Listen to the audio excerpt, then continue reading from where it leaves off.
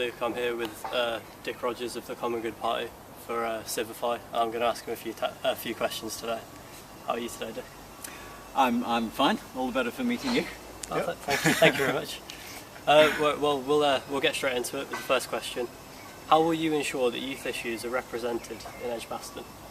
For a start, I'll meet young people, listen to them.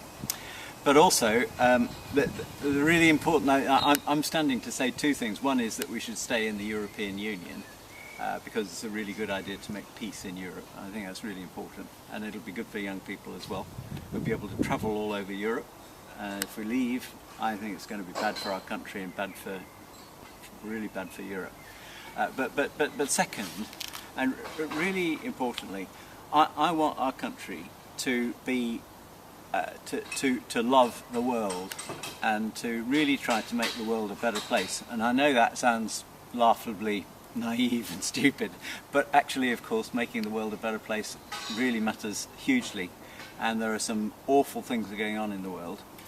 And I think our country, and it's best if countries do it rather than just charities. Charities, there's a lot of issues charities can't really get to the bottom of if they're political or military and so on.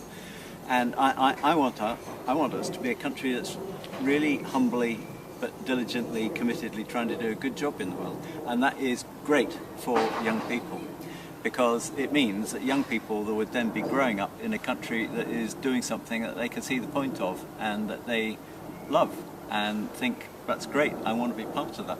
And that would revolutionise the kind of country we have and the happiness of living here, which a lot of people are left out of. But it would be inspiring, and there's an interesting world out there, there's a hurting world out there that we can get to be fascinated with, but also really actually do some good in. Okay, thank you very much. We'll move straight on to the second question. What will you personally do to improve youth participation in politics in the next Parliament? Well, there's this amazing guy in France called Emmanuel Macron. I hope you like the French accent that I bring to that, you see. Macron, I've been practicing it. But what he did was, he saw French politics as in a mess, and he was worried about Marine Le Pen and also about the corruption and France having lost its way, basically. And what he did was he inspired young people with his ideas, but also to get out on the doors and engage people, filling in a questionnaire that took 15 minutes each. So, in other words, really, deep conversations with people, engaging ordinary French people, and I hope this can be translated to Britain, in thinking about what it is they want from the country, but also being inspired by an idea about how the country can be happier and work better. And people rose to it, and he got these huge numbers of followers. And so he became, from nothing, he became president of France in a year, having had no political movement at all at the beginning of that 12-month period. Amazing. And it's all about young people being engaged, being animated, having a vision. And I think that's great, and that's what I would like. That's the kind of thing I would like to work with young people to generate here. Okay, yeah, thank you very much. And there's also the problem in Birmingham of youth unemployment.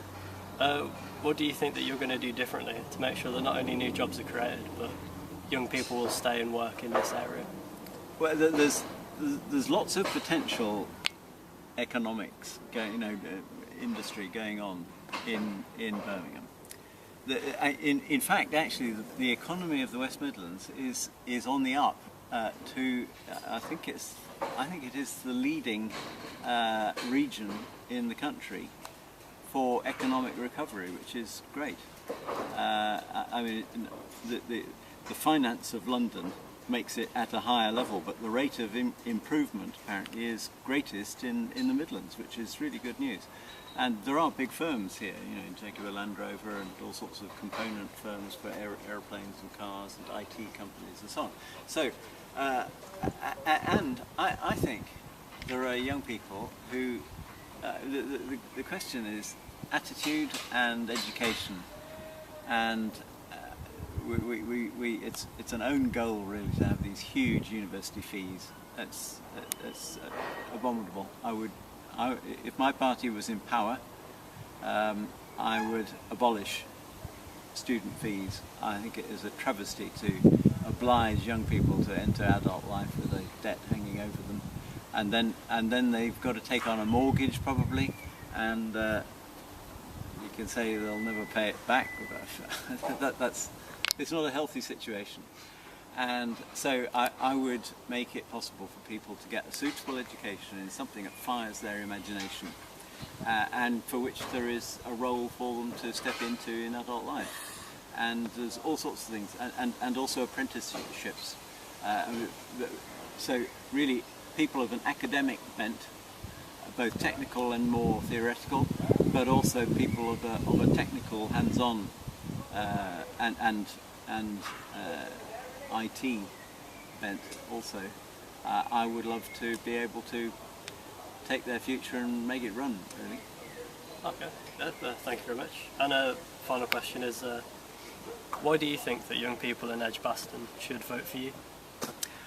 Well, because I think I have a vision of the country recovering a sense of purpose and togetherness, and us getting on, being happy, a happy community together, which young people need, and I think would appeal to young people, and I want a really good rapport with young people about that. So, and I'd love to really be strongly in touch with debate amongst a youth environment. Okay, I think that's a very noble cause. Thank you very much, Dick. Thank you very much. Really nice.